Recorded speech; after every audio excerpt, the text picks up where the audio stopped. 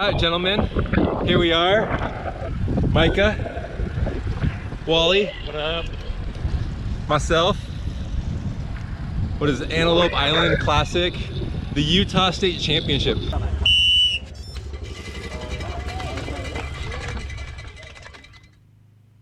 All right, quickly, this is the course out and back for the first 12 or so miles, basically flat.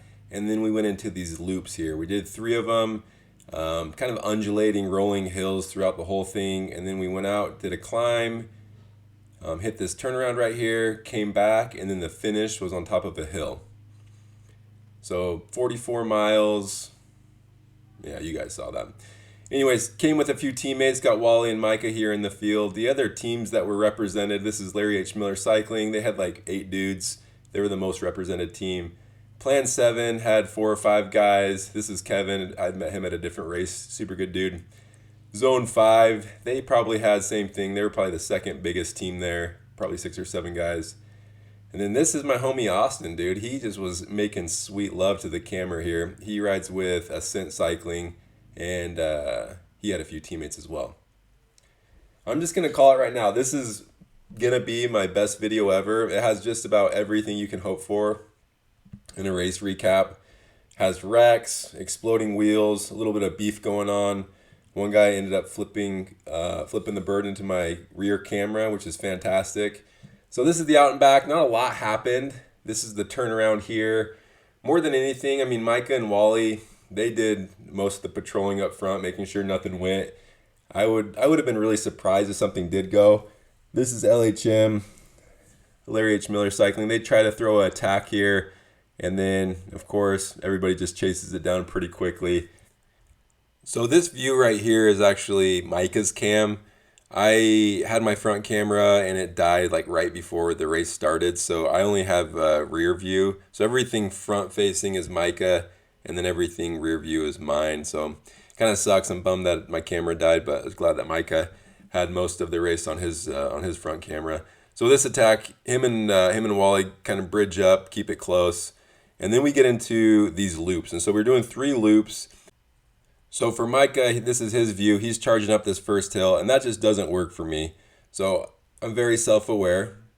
So for me, I like racing my bike, but I'm also kind of a bigger guy.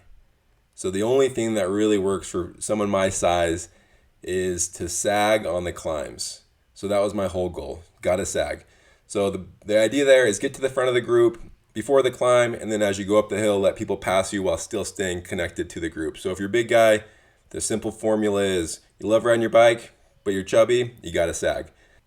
So you can already see on this first climb, not doing a great job, went over 1,000 watts, not on the front of the group, kind of off the back, so definitely did not sag that climb. A bit later, Wally right here. Wally's like the biggest sleeper of all time. That is a pump in his back pocket. And before the race, we asked him, like, why are you carrying the pump around? He's like, dude, if people see a pump in my back pocket, they won't even think I'm a threat. It's kind of funny because a couple people mentioned it during the race. But anyways, he goes up the road a bit. Me and Mike could come to the front and just slow our watts down and see how far Wally and this guy can take it. I mean, it does end up coming back together here in a bit, but it was kind of fun to see Wally make some attacks, make some moves. So here's the descent. My whole goal, this was one of the bigger descents, get to the front, right? So got to the front of that descent, started up this climb, and let's see how I do. Do I sag? Yep, nailed it. So I let some of these faster climbers go. Even though they're passing me, I'm still staying part of the peloton, and I'll be able to stay within the group on the descent. So here's another view of it. This is actually Micah's camera. So you see I'm there on the right there, and let a couple of people pass me and stay connected to the group, and a lot of these skinnier guys go up ahead, which is totally fine by me. So quick story on sagging. In middle school, me and my brother were total saggers.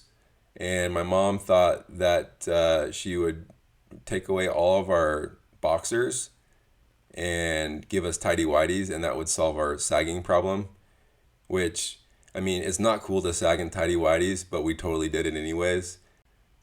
Anyways, back to racing. So on the descents, me and this is my buddy Jesse. Him and I have been racing together for a couple years. We started racing triathlon together, and then got into bike racing. But he's a big dude too, and so on all the descents, it was really easy to just come to the front. And so there's one climb that I should have sagged. Didn't need to waste that energy. It's 8% grade and kind of put the watts in to stay up front. On the descent, same thing. Just came all the way back to the front. On this one, I probably owe an apology to Jess. He's right there in the gray LHM. Kind of did a little dive bomb on that corner, and then hit the climb here. I was on the front of the group. I should have just sat up and took it a little bit easier up this climb, but I didn't. So definitely didn't sag on that climb. Burnt the match when I didn't have to. So this is a bit crazy. This guy right there on the right going up fast, he's in a different group. They had a couple races going on at once, and he barely missed that guy's front wheel. It could have been really bad, but that was super, super lucky. Once we turned off that main road or the loops and we headed out toward the ranch, that's when the race became a little bit more decisive. This hill picked up. I mean, I think it got to 6 or 7% grade, and I think we popped a few guys. I sagged that climb pretty well. Didn't want to burn too many matches knowing that we had quite a ways to go still. And then on the descent, I mean, what happens? I mean, we fly right up to the front. Jesse's in front of me on this one. And then, yeah, most of the group stayed together. And then once again, it was fairly flat on this out and back area before the final climb to the finish. So I knew at that point there was going to be some sort of action. And so I wanted to stay towards the front. And these LHM guys, like I said, they were the most represented. And they were trying to do like a split, I think. And they were trying to split off of me and Wally. And so I went up to Wally, told them, hey, make sure that if there's a split, we're in front of these guys, that we go with it. And they didn't like that too much. It was kind of funny. I was kind of disrupting what they were trying to do, I think, which is all right. But this guy didn't like it too much. Showed me his favorite finger into the camera. And then after that, I'll speed it up here a bit. But after that, they got together and decided that they were going to try something here. So the only thing I can assume is that they wanted to create a Taylor sandwich. So this one guy goes on the right of me, one guy goes on the left.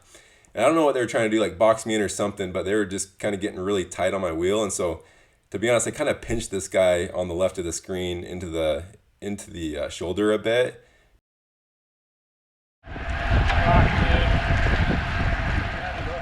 I'll admit, it probably wasn't the coolest thing to do, but they were kind of messing with me. And so, anyways, he comes on this side of me on this time, and he tries to do the same to me. He kind of tries to push me into the shoulder a bit.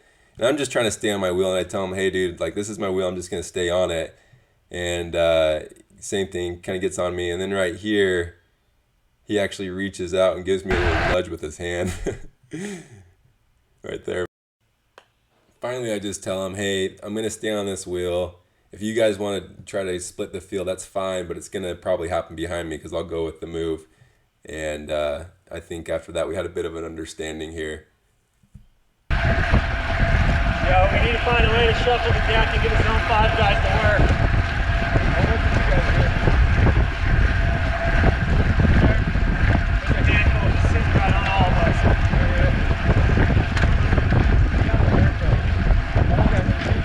Yeah. Zone 5 will stay on us for a mile out, and then they'll attack.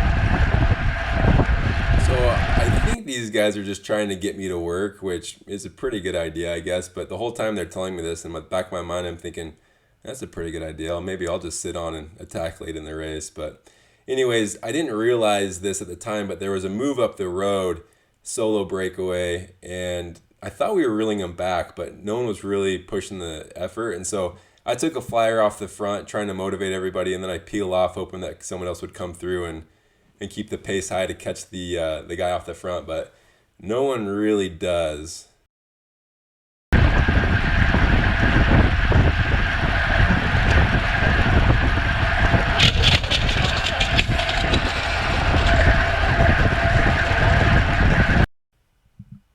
I actually connected with Joe a few days after the race, and he's still not 100% certain what happened here. But he either hit Jesse's frame or maybe some road debris kind of shot up into his spokes. But he ended up snapping 8 spokes, and the wheel just goes nuts. And I don't know how he does it, but he ends up staying upright here. He actually emailed me a picture of the wheel here.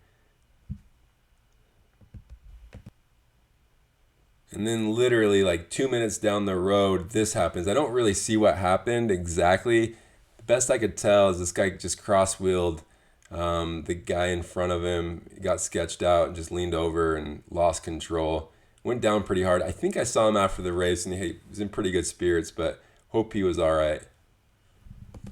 Both of those wrecks happened toward the final few K of the race. This is 1K to go. I was fortunate enough to be on the other side of those wrecks, so it didn't affect me.